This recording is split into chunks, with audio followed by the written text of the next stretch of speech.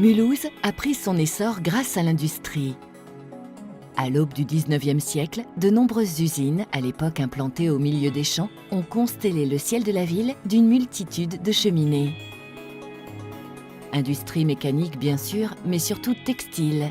3 lettres résument à elles seules un pan important de l'histoire de Mulhouse, DMC. Il y avait plus de 2000 personnes qui travaillaient à l'époque dans cette usine, donc ça donnait une vie, un brassage de gens qui se connaissaient, tout le monde connaissait tout le monde, et ça venait de tous les coins.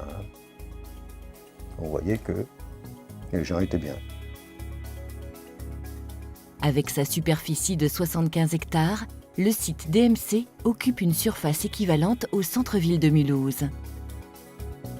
L'activité textile nécessite beaucoup moins d'espace actuellement et désormais se pose la question du devenir du quartier DMC. La ville de Mulhouse a entamé une importante opération intitulée le projet urbain DMC qui a pour ambition d'inventer une nouvelle vie à cet espace. Nous nous sommes adjoints le concours de 3 équipes d'architectes urbanistes parmi les plus grandes en France qui, depuis quelques mois maintenant, nous accompagnent. Nous leur avons fourni un cahier des charges, nous leur avons demandé d'imaginer le DMC de demain, d'imaginer le lien de ce quartier avec les autres quartiers de la ville. Comment on va pouvoir mettre dans des bâtiments qui ont montré une capacité d'adaptation très importante, parce que ces bâtiments, ils peuvent être des ateliers, des logements, des musées, des galeries, etc. Donc ils peuvent faire un certain nombre de choses. DMC a toujours été fermé.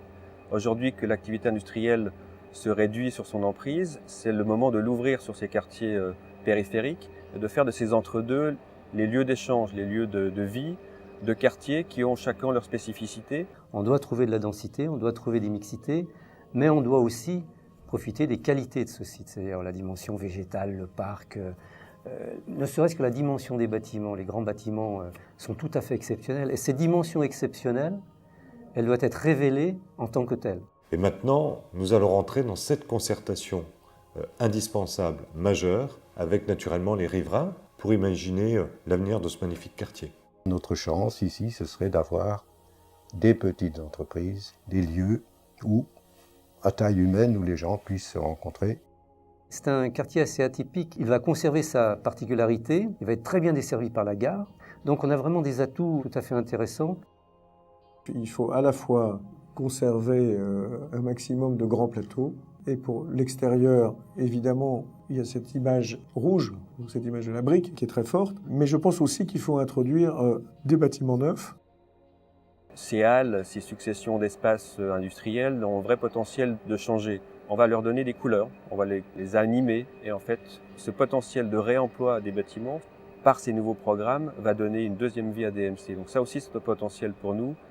C'est fabuleux d'avoir à la disposition de la ville un lieu qui permet d'inventer, qui permet de créer, qui permet, dans les 15-20 ans qui viennent, de dynamiser cette ville.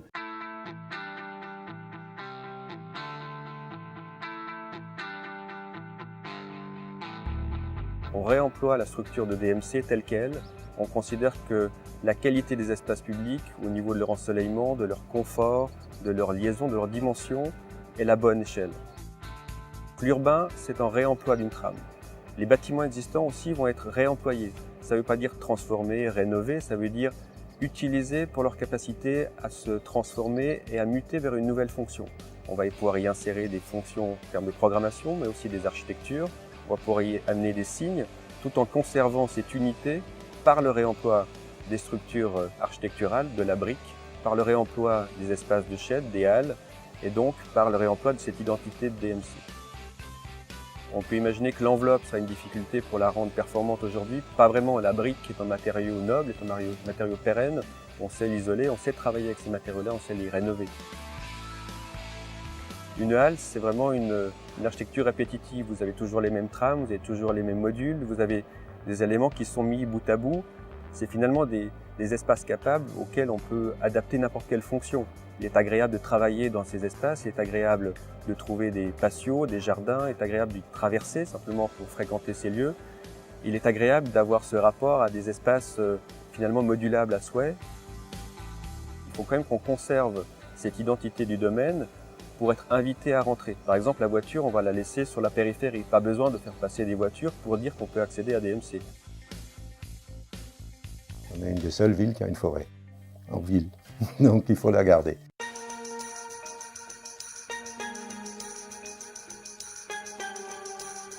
Alors, le concept du projet, c'est d'essayer de faire un projet évolutif et partagé, inscrit dans une démarche de développement durable. On a là tout un réseau, à la fois de déplacements, mais aussi de lieux de rencontre de différentes échelles dans le parc ou dans la place centrale, qui vont permettre des activités humaines, ordinaires ou extraordinaires sur la place. On va passer d'un quartier pratiquement monofonctionnel à un quartier de ville, au sens de la diversité, des formes, des fonctions, etc. Donc on travaille à partir des bâtiments existants, dans lesquels il y aura une multiplicité de fonctions. On a vu qu'on pouvait installer des bureaux, qu'on pouvait installer des activités plus industrielles, qu'on pouvait y installer aussi des logements sous différentes formes. Le logement doit évoluer par rapport à sa forme actuelle. L'évolution de la société fait que ces évolutions sont nécessaires. Il y a un projet de logement coopératif, ça nous semble très important. On a notamment un bâtiment qui peut permettre, dans son rez-de-chaussée, de loger un grand nombre de voitures. Les sheds, ils vont chercher la lumière au nord. La partie nord est vitrée et la partie sud est pleine. Et donc là, c'est aussi la possibilité d'une expression du développement durable à travers l'énergie solaire. On peut mettre, par exemple, du photovoltaïque pour fabriquer un peu d'électricité et donc participer à la gestion de l'énergie. On pense que les terrasses doivent être partiellement accessibles. On a proposé l'installation d'un restaurant panoramique qui va donner une vue directe sur l'ensemble des points hauts de la ville.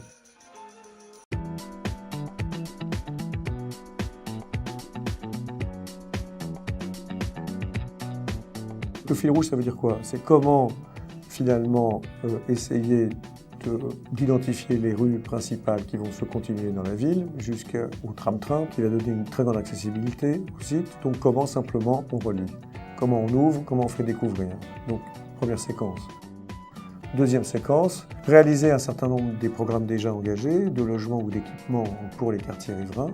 Troisième séquence, et c'est la proposition majeure, c'est que le fil rouge à ce moment-là devient un projet d'un grand équipement qui peut répondre à des besoins, et notamment une sorte de cité de la musique, et qui donc, avec ces deux grands bâtiments que sont le 62-63 qui font plus de 200 mètres de long, va accueillir un équipement qui doit rayonner au-delà de Mulhouse assez largement.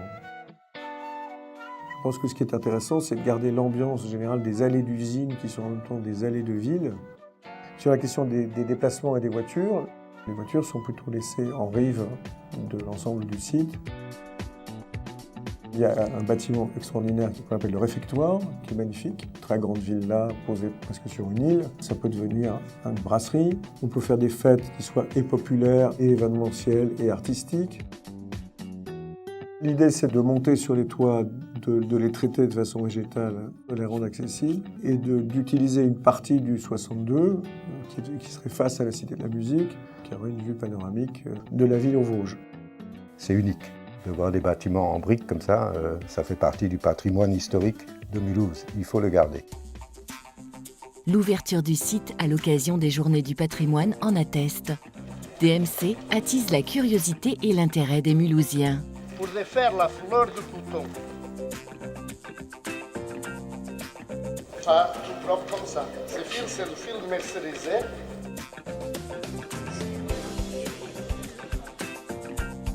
Des idées, des envies, des projets, c'est désormais à chacun de s'exprimer pour donner vie au projet urbain DMC. Un rêve, un apport culturel, un apport de vie, un quartier du Mulhouse rénové qui palpiterait de vie, aussi bien au niveau des commerces, au niveau d'industrie, d'entreprise, d'habitat. DMC, je crois que c'est un projet magnifique. C'est un projet magnifique pour toute la ville de Mulhouse et plus largement, c'est un projet pour l'Alsace. Et pour le sud de l'Alsace particulièrement, en regard de ce qui a pu se passer dans d'autres villes voisines, à Fribourg ou à Bâle.